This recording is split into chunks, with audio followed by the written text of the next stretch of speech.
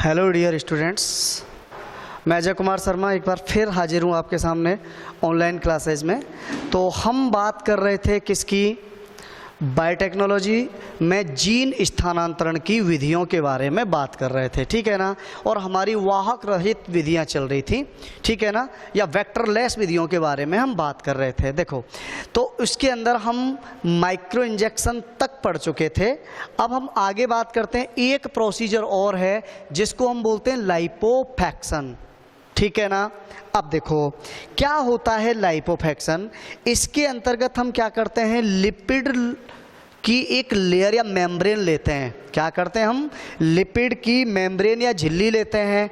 अब सुनो उसमें क्या होता है, तुम्हें पता है साहब कि लिपिड्स होते हैं, इनकी सिचुएशन क्या होती है, इस तरह से होती है एक लिपिड मेम्ब्रेन की सिचुएशन,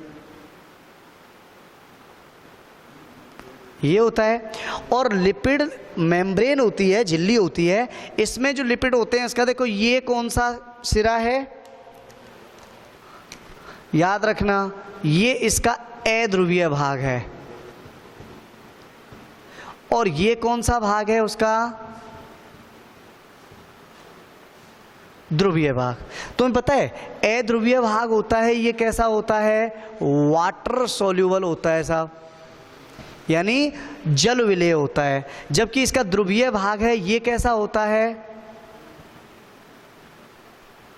फैट सोल्यूबल होता है, ठीक है। अब देखो हम क्या करेंगे कि अपन क्या करेंगे, एक डीएनए लेते हैं साहब। क्या लेते हैं, डीएनए, ये लो, ये ले लिया। और इस डीएनए को हम क्या करते हैं, लिपिड की मेम्ब्रेन में, झिल्ली में कवर्ड कर देते हैं। तो नॉर्मल सी बात है साहब, इसको हम क्या करेंगे, एक लिपिड की मेम्ब्रेन में इस तरह से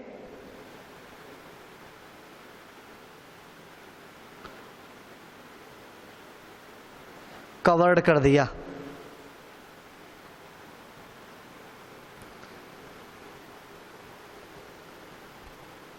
ठीक है ना, यानी ये क्या हो गया साहब, एक लिपिड की मेम्ब्रेन में इस तरह से हमने क्या किया, कवर्ड कर दिया। अब देखो सुनो, ये क्या है,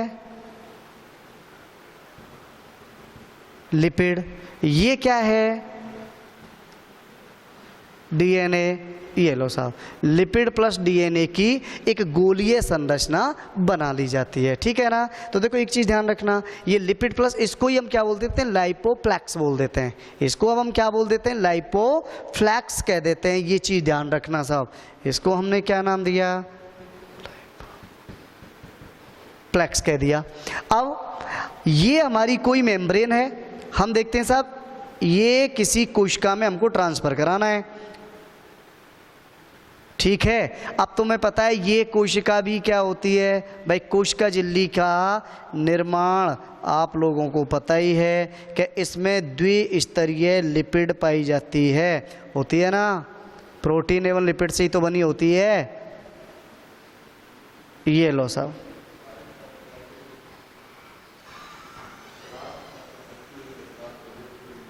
ठीक है,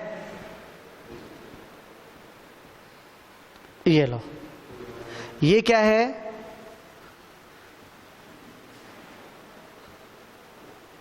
मेम्ब्रेन है, ठीक है ना। अब सुनो, ये मेम्ब्रेन है, तुम्हें पता है इसको हमने क्या कर लिया साहब, लिपिड मेम्ब्रेन से कवर्ड किया, किसको, डीएनए को। एक चीज ध्यान रखना, इसका जो ये अध्रुवीय भाग होता है क्या है, वाटर सोल्यूबल। और इस भाग की विशेषता क्या होती है कि ये डीएनए को, तुम्हें पता है जब हम डीएनए को डायरेक्ट इसमें ट्रांसफर करेंगे तो ऐसी सिचुएशन में आपको पता है कि इस कोशिका के अंदर कौन सा एंजाइम पाया जाता है साहब, न्यूक्लिएज पाया जाता है। और ये न्यूक्लिएज सीधा किससे क्रिया कर देगा, डीएनए से।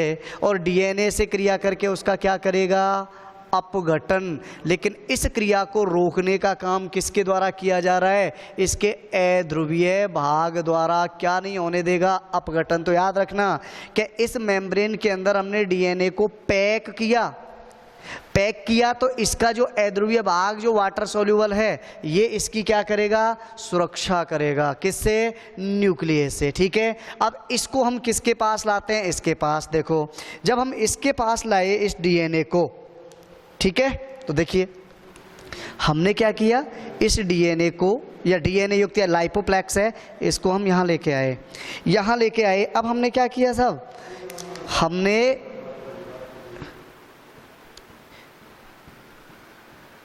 ये लो इसको यहाँ लाए। अब तुम्हें पता है कि इधर ये जो सेल मेम्ब्रेन है, इस सेल मेम्ब्रेन का भाग भी कैसा होता है साहब, लिपिड लेयर है।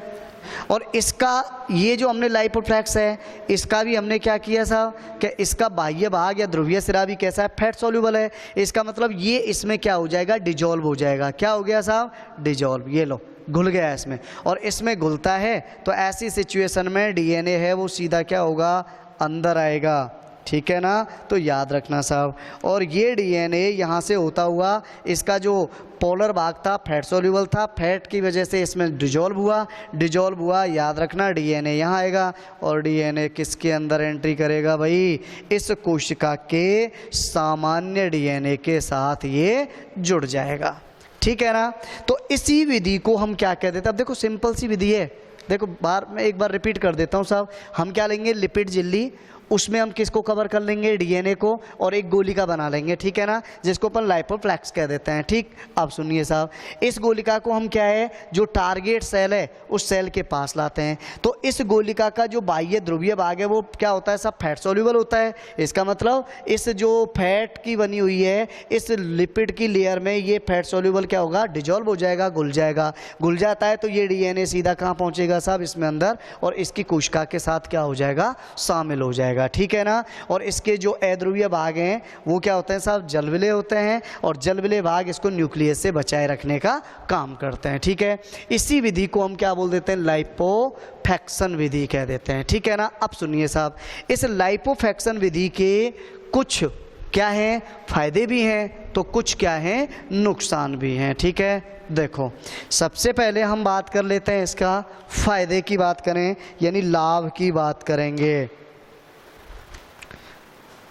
क्या करेंगे हम, लाभ। तो देखो लाइपोफैक्स का पहला लाभ क्या है कि यह विधि किसको, डीएनए को किससे, न्यूक्लियस से क्या करती है, बचाती है। ठीक है, इसका मतलब इस विधि में हम डीएनए को न्यूक्लियस से कंप्लीटली सुरक्षित रूप से क्या कर सकते हैं, आगे ट्रांसफर कर सकते हैं। ठीक है ना, नेक्स्ट हम बात करते हैं साहब, इसमें क्या होगा कि अपन अदर विधि में मेनली क्या करते हैं, प्लाज्मोडेस्माटा,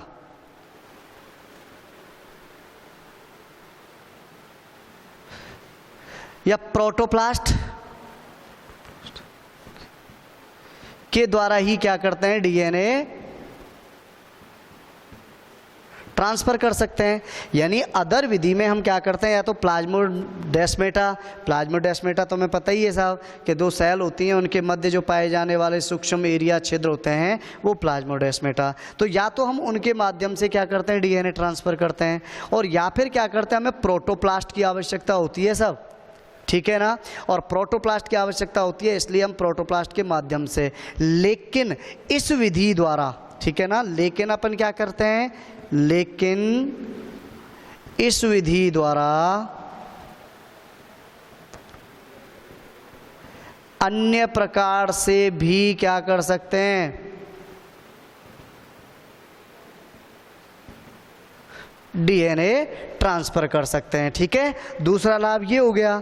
तीसरे लाभ की बात करें कि इस विधि द्वारा, यानी इस प्रोसेस द्वारा क्या करेंगे हम, कि इस विधि द्वारा पूरी बिल्कुल सूक्ष्म सेल होती है ना, तो उन पूरी स्मॉल सेल्स को भी क्या किया जा सकता है। देखो ये स्मॉल सेल है, इसको हम क्या करेंगे, लिपिड से कवर्ड करेंगे, और लिपिड से कवर्ड करने के बाद हम इसके अंदर इसको आसानी से क्या कराते हैं, ट्रांसफ़र करा सकते हैं। ठीक है, तो ये इसके फायदे हो गए। यह विधि डीएनए को न्यूक्लियस से बचाए रखती है। इस विधि में प्लाज्मोडेस्माटा, प्रोटोप्लास्ट के अलावा अन्य जगह से भी ट्रांसफ़र किया जा सकता है डीएनए, और इस विधि द्वारा हम क्या कर सकते हैं, स्मॉल सेल को भी क्या कर सकते हैं, प्रवेश करा सकते हैं। ठीक है, अब अपन बात करते हैं साहब इसकी कमियां भी हैं। चलो यहीं लिख देते हैं दोष। पहला दोष ये होता है साहब, इससे क्या होता है, काइमेरिक प्लांट्स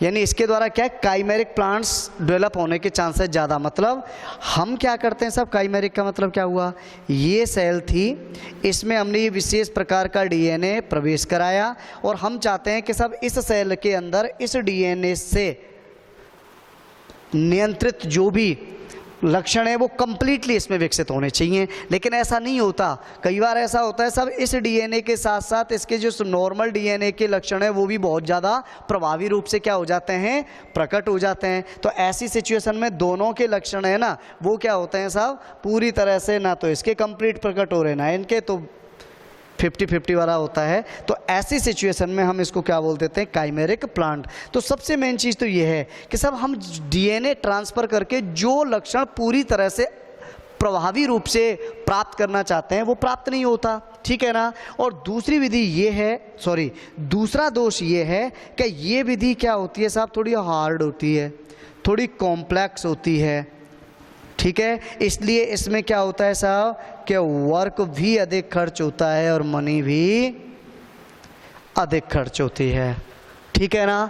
तो इस तरह से ध्यान रखना कि ये लाइपोफैक्शन विधि के माध्यम से हम क्या कर सकते हैं, जीन ट्रांसफ़र कर सकते हैं, ठीक है ना।